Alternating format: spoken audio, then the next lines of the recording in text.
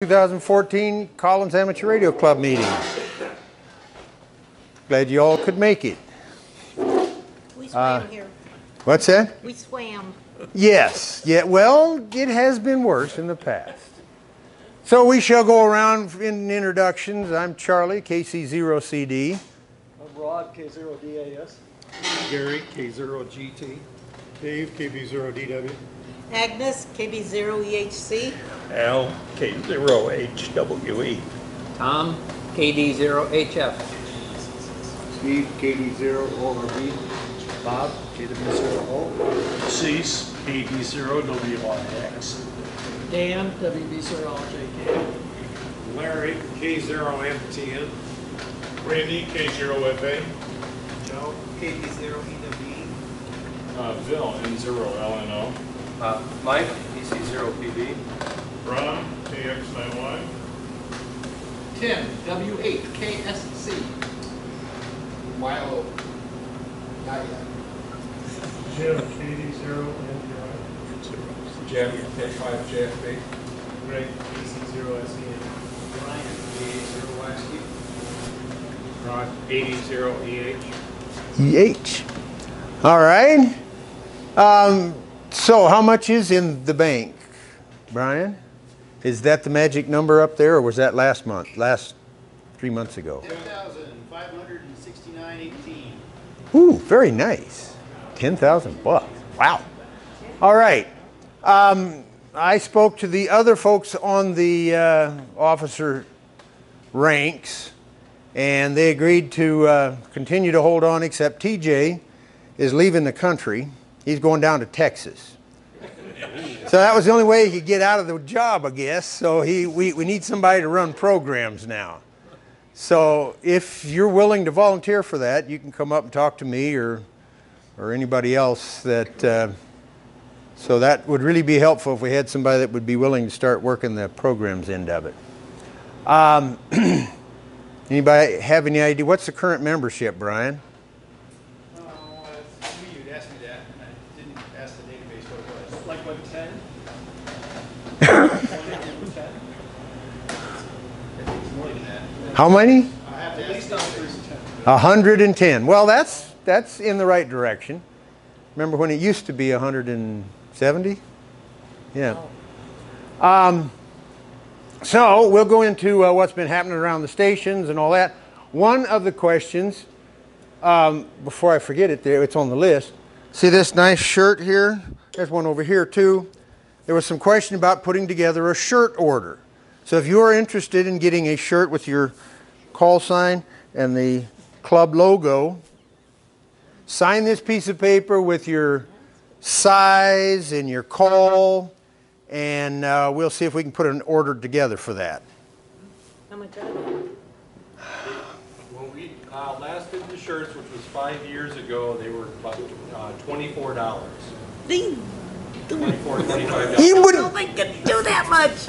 yeah, but all that stenchling, I think they put the call now on the shoulder. Give me a key to get into the door. No, there you go, you know. I have not called them yet. Where we did it last time was the Cotton Gallery. They're in Marion. They're local. They do good work. They do custom embroidery, as what Charlie is on display there. So last time we did it was $24. There's a few extra if you want 3XL or bigger, or if you're like Ron Loose and 8.5 feet tall for the tall sizes. They got shirts to accommodate, but just for the very bigger sizes, it's like $3 or $4 more. But in general, for most people, it'd be about $24. Now, again, that was 5 years ago. I need to give them a call and see what their pricing is. And probably the best way to do that then is after I find that out, instead of waiting for the next quarterly meeting, I'll get an email list and broadcast it out. Right. So if you're interested, put your name on the list and we'll see what we can do. Now, one of the questions that came up is, with all the stuff we got going, we used to have some TV activity, some video activity in the ham bands around here years ago. I mean, lots of years ago. And so Ron says, you know, we really ought to upgrade that. We ought to move into a new world here. So he suggested we do that.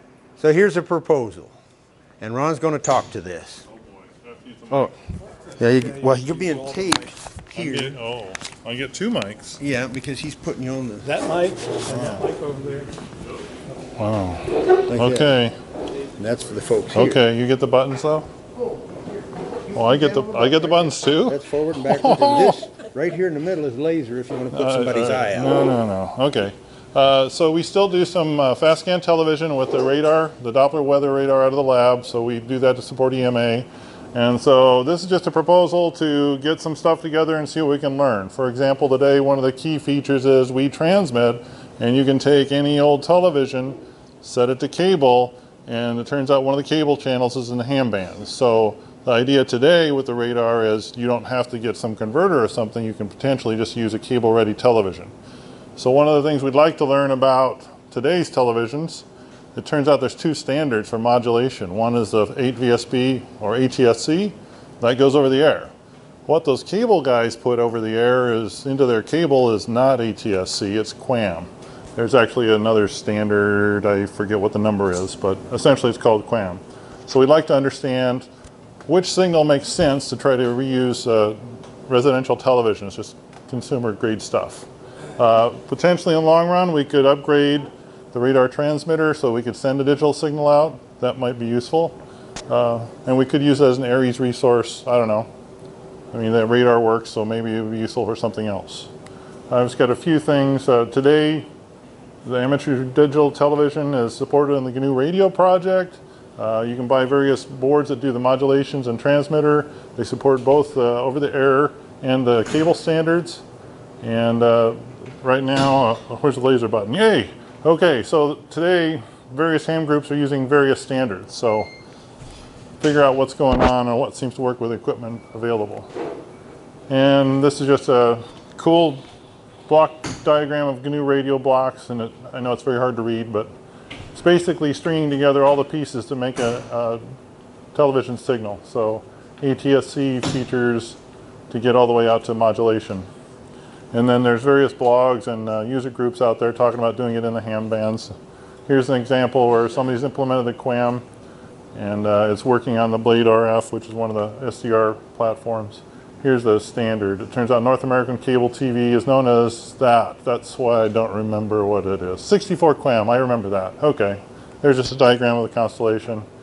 And here's somebody's output from the modulator. It's actually modulating two channels at once. So they're filling cable channel 58 and 59, which turns out this is like 420 down here and 450 up here. So this is right in the two signals coming out of one modulator simultaneously inside the ham band. So there's stuff out there to do it.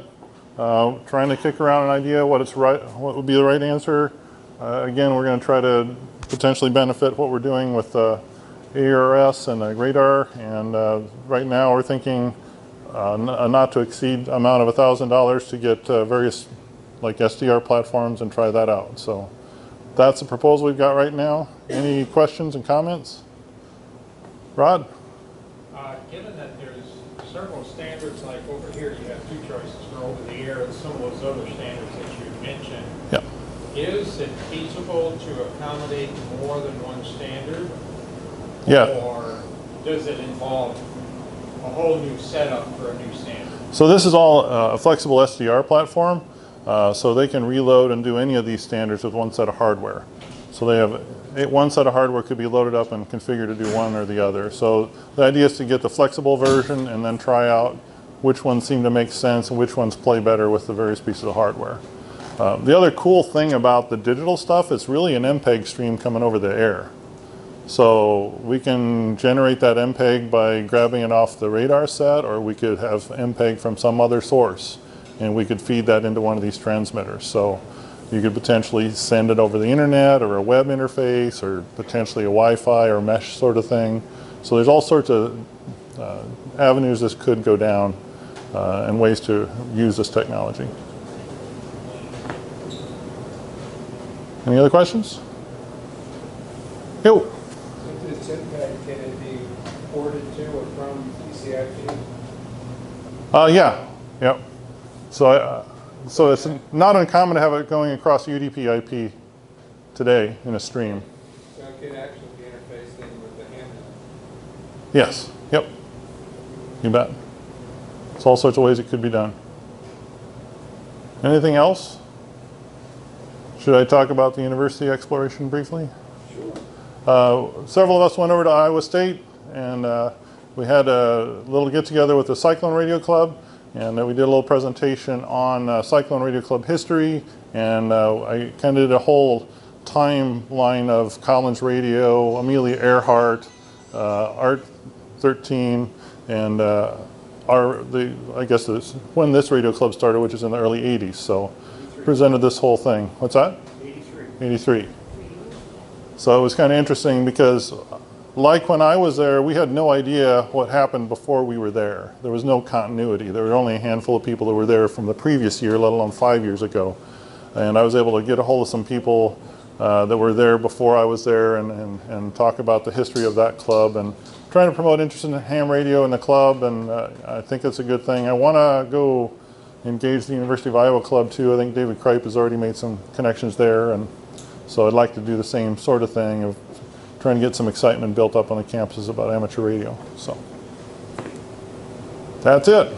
I have to give you all these toys back, don't I? So are we proposing to do this?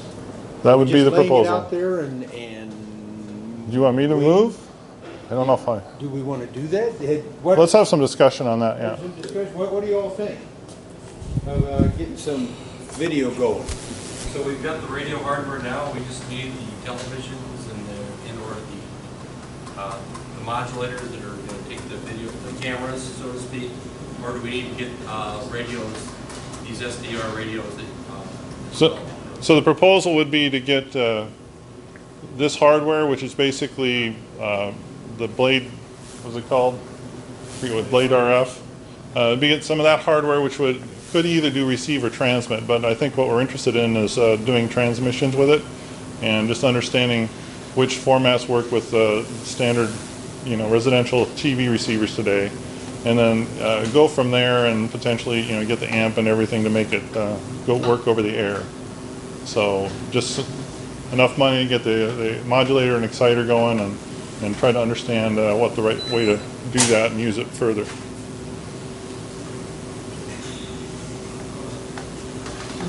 Does this totally agree with the repeaters? Could you repeat the question?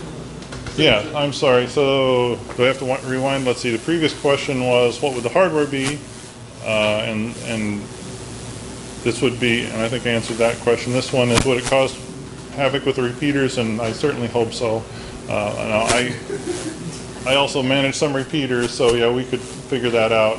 It turns out one of the band plans that's actually below 432, so one of the TV channels is like 420 to 426 and 426 and up, so there's ways to use that without interfering with repeaters, although you can interfere with repeaters. So, I mean, it's all one hobby. I think we can sort it out. How much power? More tower, more power. I don't know what we're talking about for power for this. Is that, Brian, was that your question? Yeah. It's still a 6 megahertz wide signal. It's going to take a fair amount of watts. Yeah. You get across town. Yep. So the ATSC standard is supposed to be as good or a little better as far as a link margin is concerned. So I guess you could compare it to what we're doing today, and I don't know, what are we doing with the radar transmitter today? It's 100 watts to average like 65. It's 100 watts peak. Okay.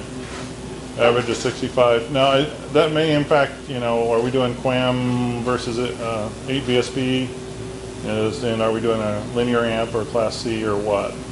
You better tell them about what the ATSC is 7 megabit, QAM is twice as much. And the ATSC is 8 VSB sideband kind of thing.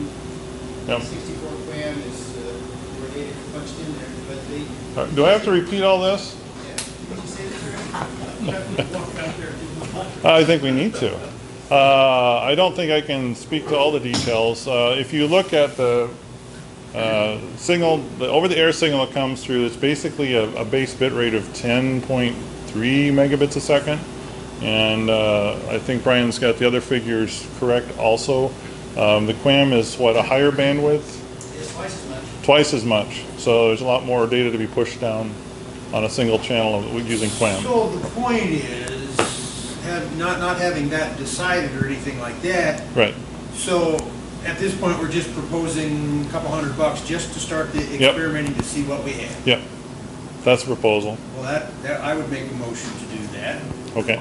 That we spend a couple $100 to start experimenting on getting some video in the area. Well, we're not, that's the start? I mean, on the radar, well, I don't know, the radar at the 500, high and Well, okay, not to be more than $1,000. yes, that's what I was. Well, you're running the meeting, I think. Yeah. I want to give you the power. The power. Rod? Yes, sir. Okay, so the QAM format has a higher data rate, so the first testing is we're going to transmit, we're going to take a COTS television and see if we can see and hear what we're transmitting, right? Right.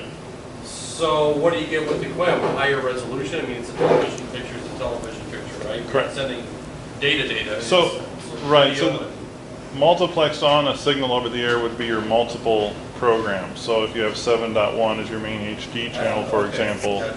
the rest of the bandwidth gets divided across the other video content. And Brian, you said it's vestigial sideband for ATSC, similar to NTSC, I think? Not even close. Okay. What's the ATSB is, NTSC is analog. I don't understand. ATSB is, we have nice pictures, is vestigial sideband on a carrier. So which one has a higher peak than average? These are all fine pictures. They're all pretty much, same. We fill up the bar chat, thank you. ATSC's got a little more? I think so. Oh, wow. Well, I mean, the reason why I mentioned that is for starting, you don't need a linear amp with it, right? I'm not sure that that's true. If you're doing 64 QAM, you need a No. You said for ATSC, if you do ATSC, it's constant envelope, you get by with a Class C amp. Let's find out. QAM, you The did. reason we call it an Little higher than the experiment. average.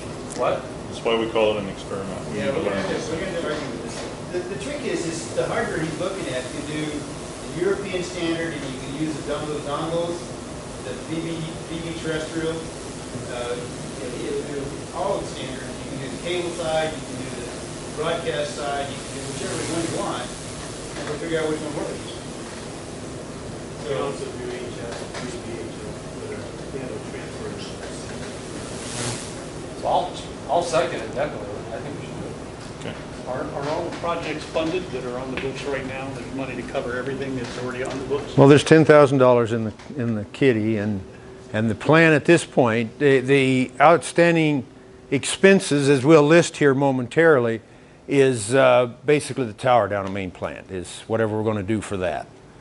So I think we have that covered. Of course, I'd like to upgrade the Flex 5000 to the Flex 6700, but so it's been moved and seconded. Shall we vote on that? All those in favor of spending less than $1,000, not to exceed $1,000, to start the experimenting with putting some video in the station. All those that are for it say aye. Aye. Opposed by the same sign? Okay. You got it, Ron. You're on. Brushed aluminum? Yeah. Brushed aluminum. We have the brushed aluminum. Okay. What's happening at the 112 station? After as long as I can remember, I've never seen the PW1 work. Well, I saw it work. It put out 1,084 watts right there on the meter, right on the antenna. Put the power on, bam, out it went. So first off, we have more selections than you had last time. On an HF beam before, you put out, 20 meters or 10 meters. The antenna said, okay, fine. Well, this antenna doesn't work that way. You have to set the frequency. Yes, ma'am? Which is older, the N or the W? Well, the W was the first one we got. After we got an official club, we went with, and then Tom Vincent found that N0CXX was unused, so he applied for it, and that's why we have two calls. Okay, the N0 is the one at 112, W0 is the one down at main plant. Okay, thank you. And so, you got to make sure you have the right antenna selected on your antenna selector. So you can select several different antennas. Make sure you have the right radio selected. And then you got to set the right frequency on the antenna. And then you got to check the SWR before you turn the amp on. Okay, and then you don't want to use Ham Radio Deluxe with the PW1. Because apparently if you put their little happy box in there where you plug all your ICOM radios into it, and then you plug a computer into it so you can control it, the amplifier gets confused as to who's on first base, and it just comes up on the wrong frequency or something, it will blow it up. The guy said that's what we did wrong the last time. I didn't think we even had a happy box back in those days, so I don't know how that happened. But now, if somebody wants to take that up, somebody has built a different kind of a happy box that will work, that will allow you to communicate with the computer and with the the PW1 and the 756 Pro. But no, it goes only from the radio to, that's ALC and everything is on that line. The ALC line is not hooked up. You're not told to hook that up on a ICOM radio. It goes directly from the radio to the amplifier. Do you have Ham Radio Deluxe connected? No, because you have to go through the little happy box, which is now disconnected, the CT17. Okay, all that to say, we will have a laminated hanging instructions hanging right there in front of the radio when you get up there in the next week or two, so that you'll know how to use it. But once you got it all set up, you just change frequency and it follows. It's got a tuner built into it, so it'll retune the antenna. Of course, when you switch to a new frequency, you got to go up and change the frequency on the antenna now. So many decisions. Anyway, okay, here's the antennas that we currently have. We've got these are all the choices you have, so you can really chew it up. We've got 3 HF antennas and Giovanni. Oh, one, okay. And 3 sets, you might say, of VHF, UHF antennas. These are the radios that's available to you that are all operating except the HF80 will operate. It works. I've seen it put out 1,000 watts also. It's just not currently hooked up. We have a controller software that Mike Zato wrote that runs on the PC, so you can set there at the PC and set the frequency and the mode and all the rest, upper, lower, and all the rest of that, and control the radio instead of going over there and trying to set your frequency with your finger on the little roller dial. So this is stuff we have up there. Please use it.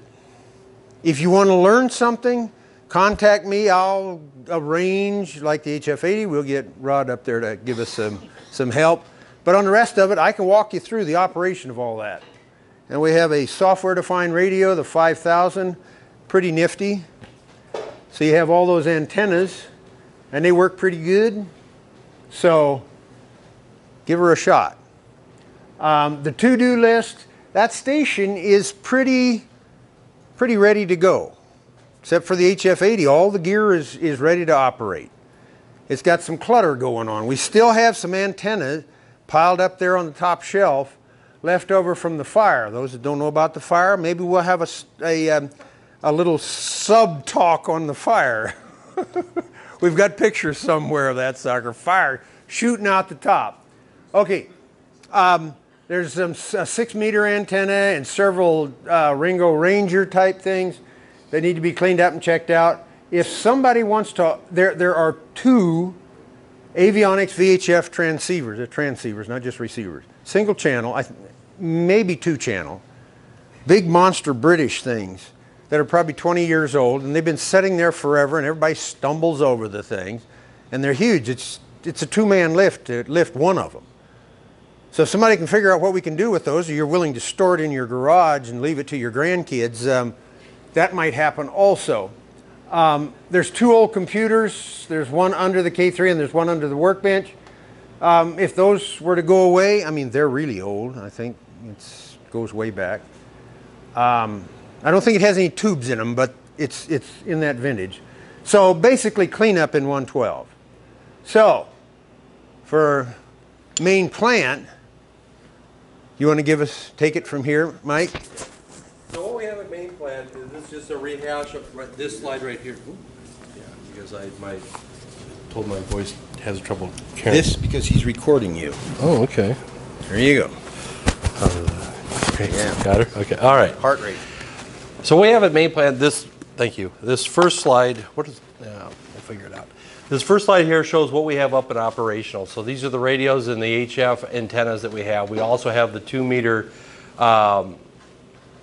transceiver up and running. That one's just off to a little whip that we've got up on our cable raceway outside the building. So it works really good for local repeater coverage or simplex around town here. It wouldn't be very good for talking to rovers. But we have 2-meter coverage as well as 2 HF antennas. We have more HF antennas at our disposal right now, but those are ones that we share with the Jeep Lab, and so those are only accessible with a prior arrangement with Luke and the Jeep Lab. The radios listed below also are all up and running and ready to go. And we've covered this in prior meetings. Charlie did a bang-up job with the Zato Spinks Lind 8x1 switches, and so we've got all the radios going through one 8x1 switch to a common pipe.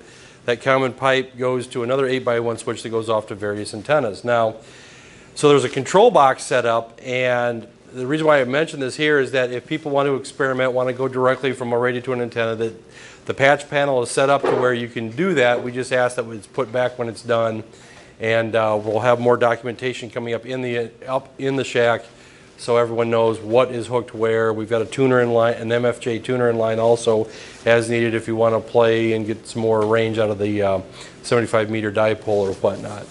So that's what we have up and running. So now we're going to talk about, I know how to use this, what we have to do. So this HF beam in the tower has been languishing for some time, and I've been falling prey to analysis paralysis with this, never having done it before, number one. Number two, given the fact that it's right over the top of the Butler buildings, we want to make sure that what we put up does not come down.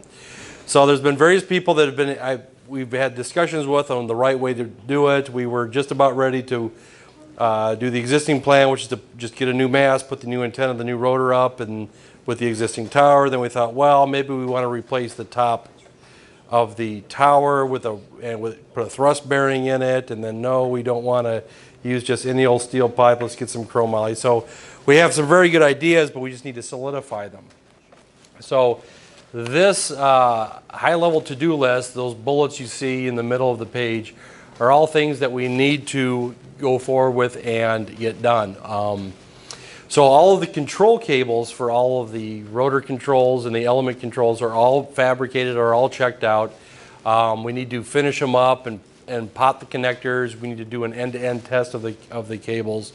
So there's still some to-dos yet before we can actually put this thing up live up on the tower.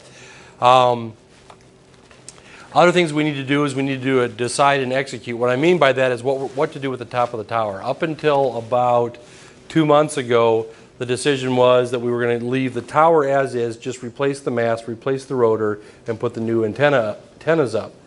Well, talking some more about that, we're thinking, well, we probably get a more sturdy mast than what we have, just to make sure that nothing comes down. At the end of the day, if we do decide to keep what we have for the top hat, what I have shown below is what Ron shows in their book for the different types of top hats that they have, all with different inside diameters. And we haven't, to my knowledge, crawled up there and absolutely determined which ones we've got. I believe the one we have is the AG2. That's the second from the right, the 2.07 inner diameter. The 1.9-inch OD mast that I have annotated in the picture in the upper right is, to be honest, is a guess. That was a picture taken by Mr. Sawyers 5 years ago, and I can't remember. I don't think we ever took a calipers up there to measure it. The point being is that if we're going to keep our existing tower pieces, we have a little more work to do on the tower to make sure that we know exactly what we've got, so that when we get Coonrod in here, a 1, possibly 2-day ordeal does not turn into 3 or 4 because of, oops, no, we've got the wrong size mast. So this is more effort that we'll be doing over here in the fall and the winter, and The last thing is we need to identify some volunteers and get some people signed up to actually do this tower work so that once we have a plan in place, we're ready to go. The second bullet there, I talk about getting compliance for volunteers. What I mean by that is that, well, unfortunately, this is not 1987 anymore. What I mean by that is we now have to have the shock cord, full fall restraint harnesses when we do any climbing. You have to go through the training on at our Rockwell Collins here. You have to get a field strength meter. We can borrow one from facilities and go up. So there's a lot of regulations, if you will, that has been put up. It's not anymore of just climb the tower and go. So we have some footwork to do to get, so whoever we have doing that work, we got to make sure that we have our duckies in a row because to be quite honest, facilities has been watching and they know they know how we do our antenna work up at main plant, and they've commented on it more than once. And the last thing underneath the first main bullet is plan the antenna party. I know plan is a 4-letter word, but I think we need a, what's that? Only for the farm, right. But we need to come up with, okay, here's how we're going to do it step by step to make sure that when the day comes, we don't have Kuna out there and we're swinging a big mast with a bunch of antennas up and snapping off the VHF beam on it in the process. Just get all the ducks in a row so we can do this pretty straightforward. The one question I have, if anyone here knows, this is a question to everyone here, is does anyone know what we have up there now as far as the mast? Was anyone around when we actually put up this is the tower in the bullpen at main plant? I assume it's a 1.9 or slightly under 2-inch OD mast. Is anyone? Okay. Okay. Okay, fair enough. So the very last bullet that I have here is that I've established a weekly work night at main plant. Everyone's welcome to come. It's Thursdays after work. If that night of the week doesn't work for people, I can definitely move it. And what we've been using it for is to do shack cleanup, to finish up our cable harnesses for the control cables for these for our beams that's going to go up on this tower. I'm going to shift it a little bit, and what I'm going to use it for now is I'm going to make weekly progress towards everything that's needed so that when we do the antenna lift, we're ready to go. So I'm going to focus more on our weekly work nights of just assigning efforts, making sure we get our service loops made, get all the material ordered. Mr. Jones is offered to do the fabrication of all of our service loops, and off to the races we go. So that will be until further notice. That's Thursday nights after work. I get there about 4:45 and stay until I want to leave, which is usually around 6:30. So anyone who wants to pitch in and help, there's always plenty to do. The last thing I want to talk about is that our club went in halvesies. Has it been 3 years now when we bought this thing? Sometime back on this Collins 233D HF AM transmitter. The last quarterly meeting, I put up one of my bullet items was that we were estimating that we would be doing RF tests. Hello?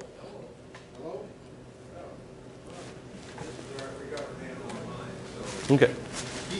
Oh, okay, all right. Paying attention to the man behind the curtain.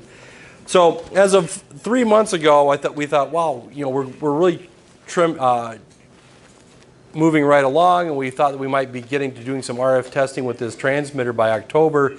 Well, we've transitioned from checkout of stage by stage through the power supplies and the auto tuner of this beast to actually reverse engineering it. The third bullet kind of summarizes where we are. There's how this thing is wired, there's how it should be wired for it to work, and the third thing is what the schematic says.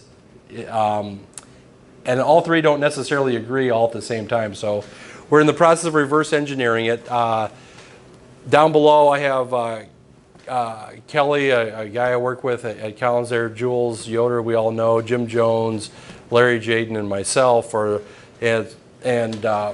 I didn't have Rod up here, but he had done the exciter cleanup. We have a variety of people that are already pitching in and helping out with it and divvying up the tasks and the workload. So in general, we kind of have a standing working hour, if you will, over the lunch hour on Wednesdays when the museum is open. So if anybody wants to come and help out, contact Jim Jones. We can always use some more hands with that. That's all I got.